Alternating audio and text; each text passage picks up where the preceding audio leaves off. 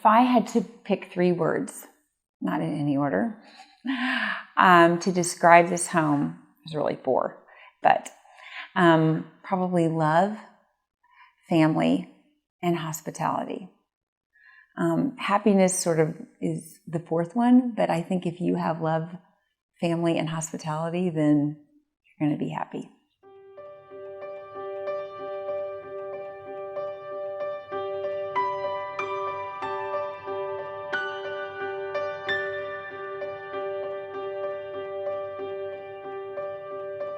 Hi, this is Kristen Hepp, your real estate agent here in Georgetown, Texas. Today we are at 603 East 7th Street, another gorgeous historic home in Georgetown. And my hope for you today is that as you tour this home, not only will you be able to see and appreciate the beauty, but that you will truly be able to feel the love and the joy that is at the heart of this home. So come on in, I cannot wait for you to take a tour.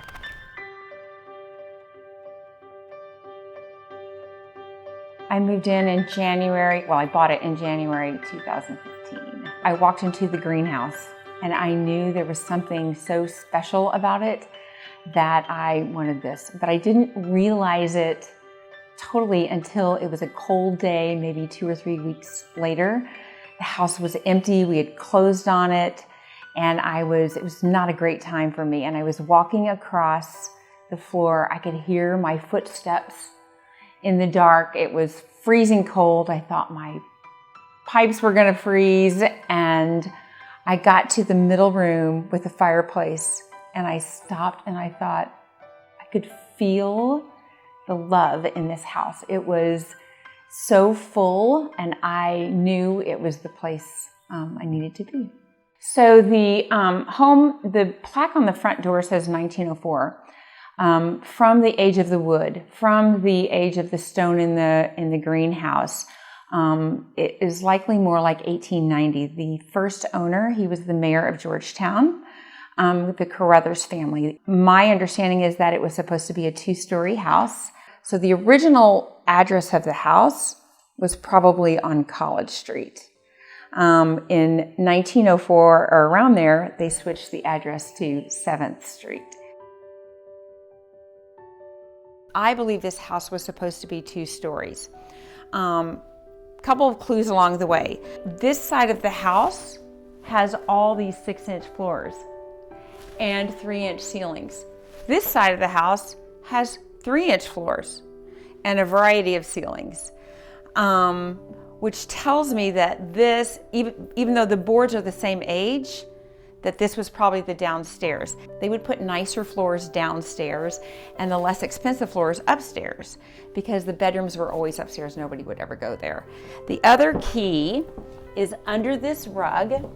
There is where the staircase used to be. You would walk in the front door, the stairs would have gone up this way, and the parlor, as in houses of this age, would have not necessarily been on the front of the house. It would have always been usually on the side of the house, and it would have overlooked sort of the key thing that was most important. So this would have been the receiving room, the parlor.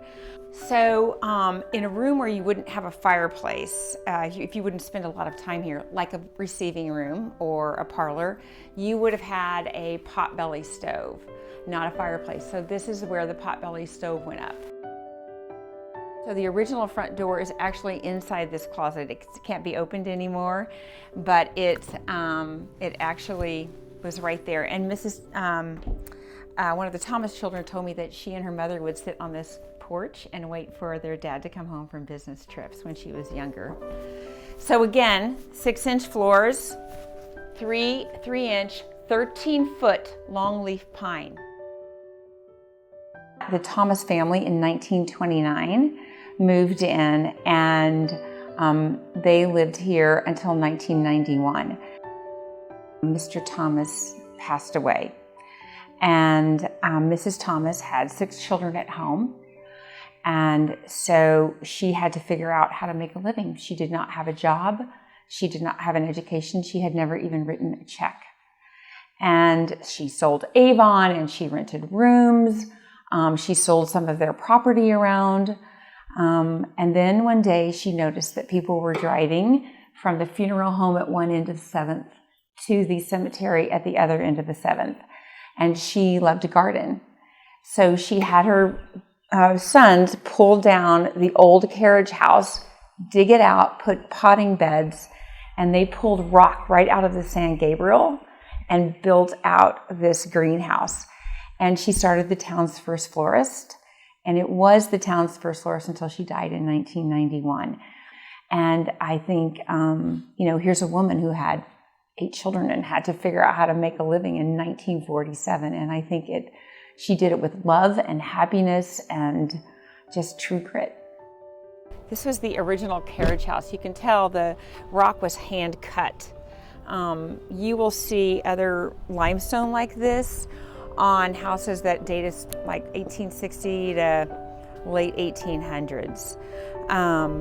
And so if this was the carriage house, then this would have been the driveway. And the driveway would have gone all the way back. I have a driveway easement on 6th Street. So this is part of the original driveway, and it would have gone all the way back to 6th Street. One of my favorite things in this greenhouse are the snails and the fossils in here, but also on the original carriage house, the original owners from the 1800s, their initials are on the wall. And then the Thomas family had children's handprints, footprints, dog prints are embedded in the cement that go down to the potting beds. So this is a handprint, so probably a child or teenager. This is a little person handprint. Probably the dog, I don't know. This looks like a foot here. I'm not sure what this is. Little hand. So remember, 8 children, and they were sort of spanned the age group. It's like everyone left their mark on the property, which I love. It's a magical place. It is peaceful and is joyful, and it is a wonderful place just to come and kind of let everything go. When I was renovating, I found 2 pieces of lumber, likely from the original shipment, and they say from the Belford Lumber Company. And I felt like those were not mine, that they belonged to the house. And so I asked my cabinet maker to build those into the structure of the beam so that they would always stay with the house. This is the outside of the house. The porch came down this way. This was supposed to be a breezeway or a garden, and there was no breeze. So what likely happened is they put in a ceiling, and then they porched it out. And when I bought this house, there was drywall here, and when I pulled out the drywall, there was layers of paint. But when we got down to the bottom layer of paint, it was blue. And in the old days, they would paint the ceilings blue to keep the wasps from nesting, because the wasps thought they were on the sky. And the other significant part of this room, I love this room. I wanted it to still feel like a porch, because it is. I love the windows in this room, but the outside of this house is cypress. And as part of the Louisiana Purchase, they cleared a lot of swamps in Louisiana and shipped the cypress trees to Texas. They won't rot. And in fact, if I want to put a nail in this, the wood is so hard, it will bend the nail. So I have to go find an old nail and pull it out and use that nail, or a hole and use an existing hole, because I cannot get a nail in this wood. It's too hard. I grew up in a small town, and everybody knows you. That's good and bad, right? But I think that we have an obligation to go forward, always forward. But I think we cannot do that unless we take the past with us and remember the great value that people and places and things have given us. I love being part of Historic Georgetown because it's not a cookie cutter. It's every house has a personality, and every house is different, and every home has something about it that makes it unique. And I think we have an obligation to carry that on as part of Texas history, as part of Georgetown history, because it was here before we were. So this is where we started. And this side of the house feels like a little bit like it was pieced together. If I take this side of the house, it is, and I flip it, it fits exactly on the other side of the house.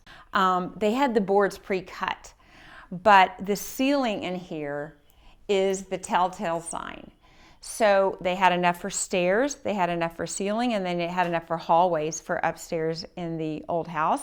And they had enough to do the outside of the house. Remember the cypress. So likely, these were the stairs. This was the ceiling on the stairs. And then these two were the hallway upstairs. One of the things I think we all love about old houses is that their imperfections and their scars make them more valuable and tell their story. And it's what we love about them. And I always feel like if we as people were judged the same way, that we would be a much happier bunch of people. When people come to this house, they tell me they can feel the love. And I think, I didn't start that. It's just a legacy that I'm trying to continue. And so, I don't know, I love everything about this house.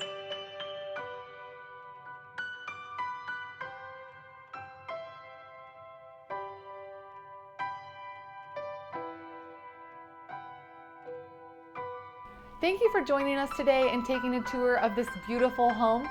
I hope that you were able to see and feel the magic that this home has. And again, I'm Kristen Hepp, your real estate agent here in Georgetown, and I cannot wait for you to join us on Historic Georgetown Home Series Episode 3.